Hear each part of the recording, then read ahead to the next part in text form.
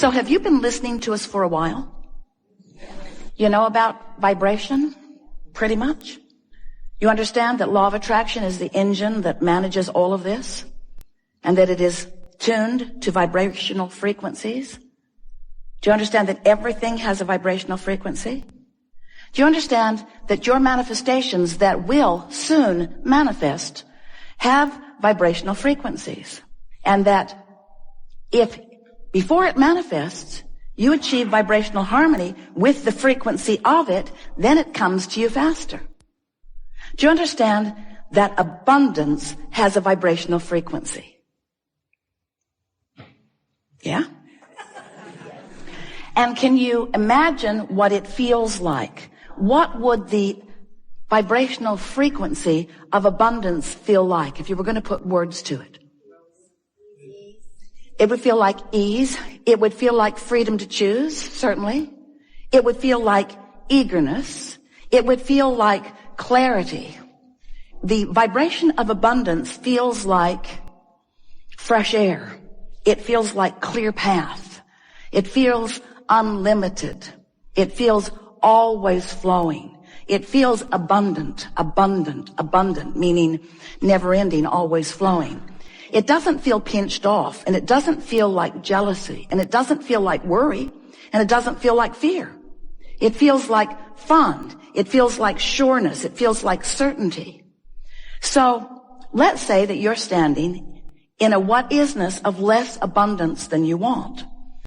If you can take your attention away from your perceived manifestation of not enough, and you can focus upon something else that feels like fun, or something else that feels unlimited. In other words, you can use subjects other than the subject of money, which may feel like not enough every time you think about it. You can focus upon other things that feel like fun, that feel unlimited, that feel like clarity, that feel like fresh air.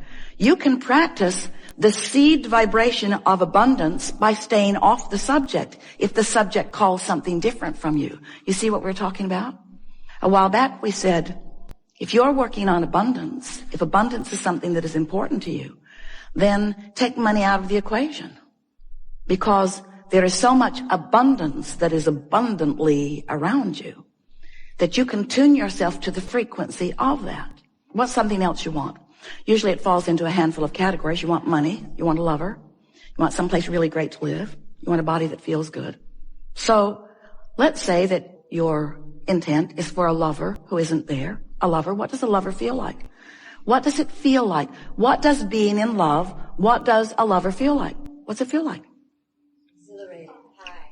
Feels happy, feels high, feels Loving. Appreciation.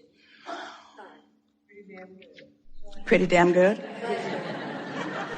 Feels like well-being, feels like homecoming, feels like security, feels like appreciation, feels like being appreciated, feels effortless, feels like ease, feels natural, feels like desire.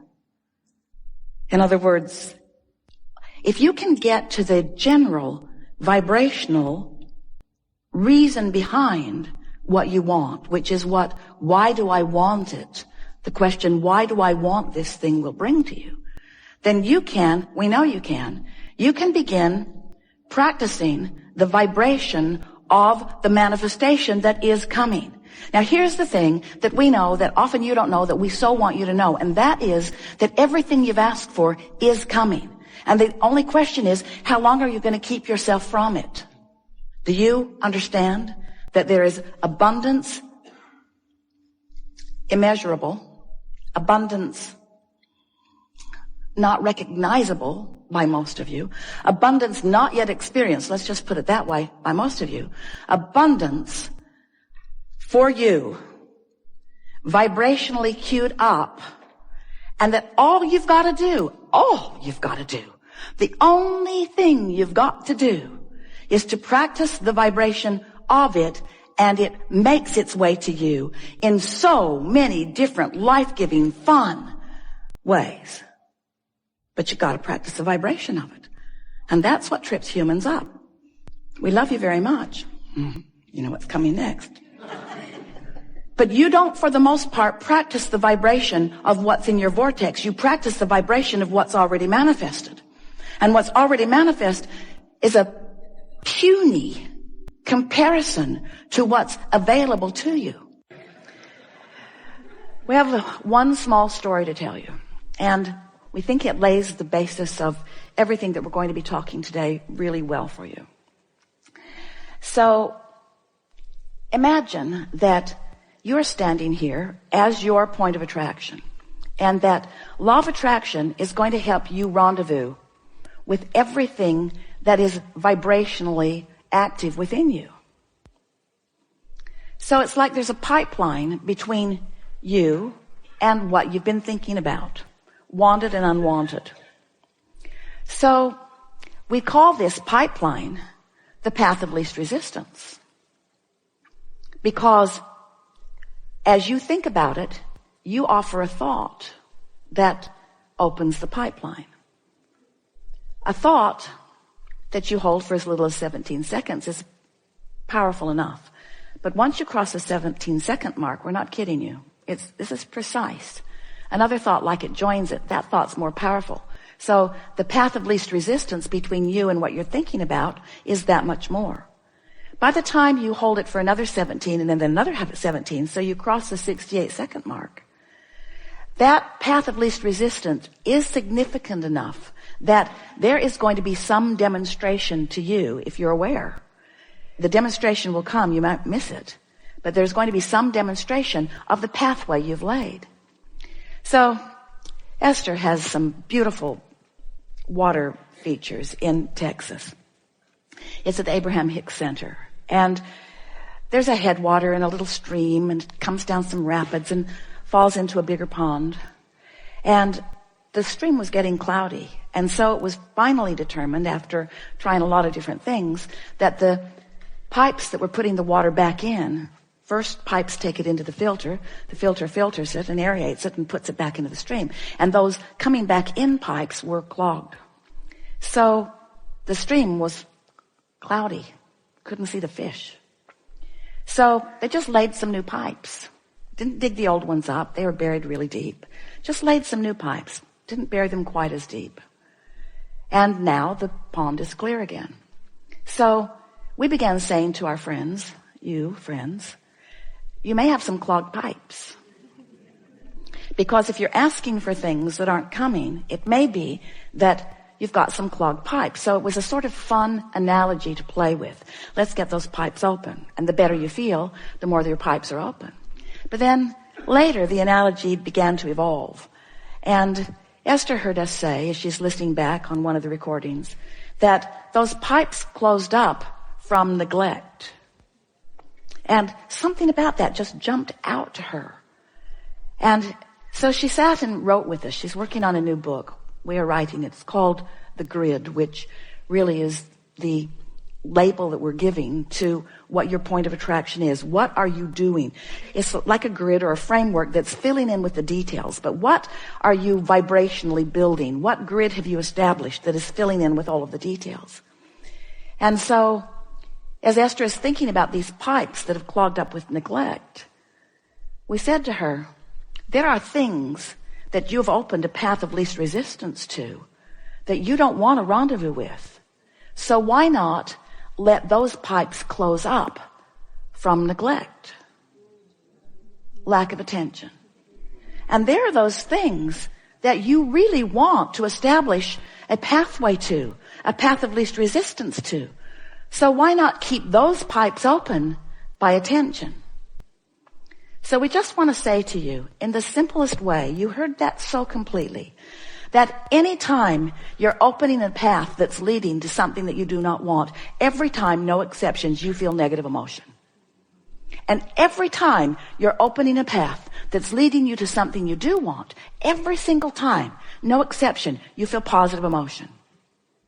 We have enjoyed this interaction immensely.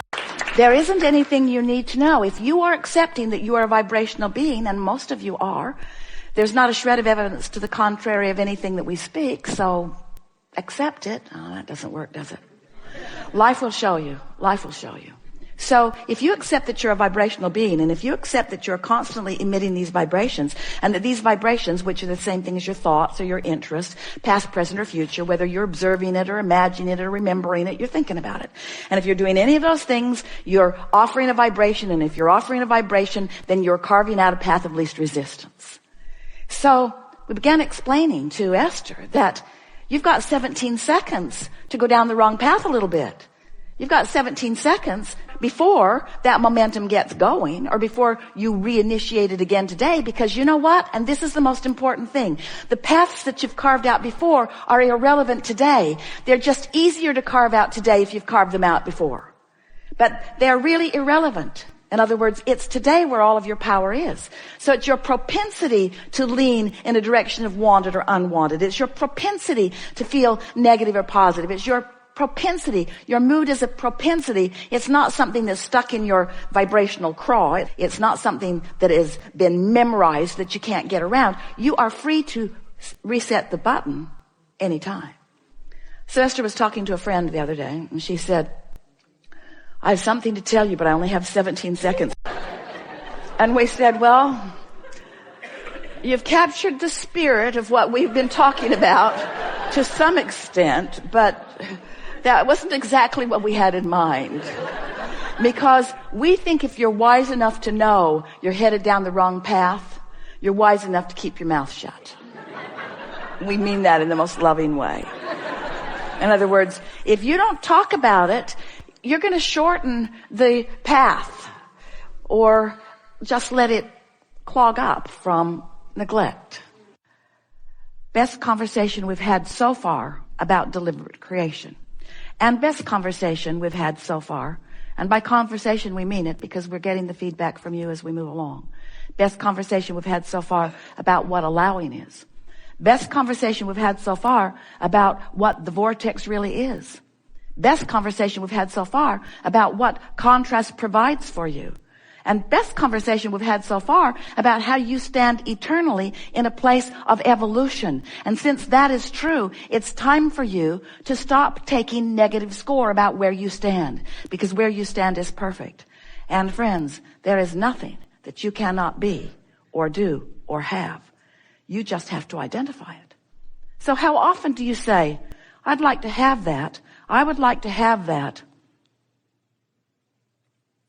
But, and what are the valid, by your perspective, reasons for the alternate thought that you are inserting? But I don't have time. As you argue for your limitations, or as you point out in further defensiveness that it isn't done yet, that's the thing you're doing that's practicing the vibration that's slowing the momentum, you see. So we know that words don't teach. Strange that we offer so many. And we know that you can only hear what you're vibrationally up to speed with. But it is our knowing that a whole lot of you are vibrationally up to speed with this conversation that we're having right now. There is nothing that you cannot be or do or have. We just want your heart to sing in the identification of it. Because when you are joyously identifying something that you desire, that means that you are vibrationally in the vicinity of it. And that means the fulfillment of it in terms of seeing it and hearing it and smelling it and tasting it and touching it is going to be way fun for you. When we say to you, you're not ever going to get it done, does it make you feel tired? Or does it make you feel eager? Jerry and Esther had a friend years ago who would say to people who were complaining about being tired, don't worry, honey, you can rest in heaven. And Esther would think, I really don't think that's right. I don't get the sense that that's what's going on in that non-physical realm. I think there's a whole lot of eagerness going. When you strike the right vibrational pose with yourself, you are then the receiver.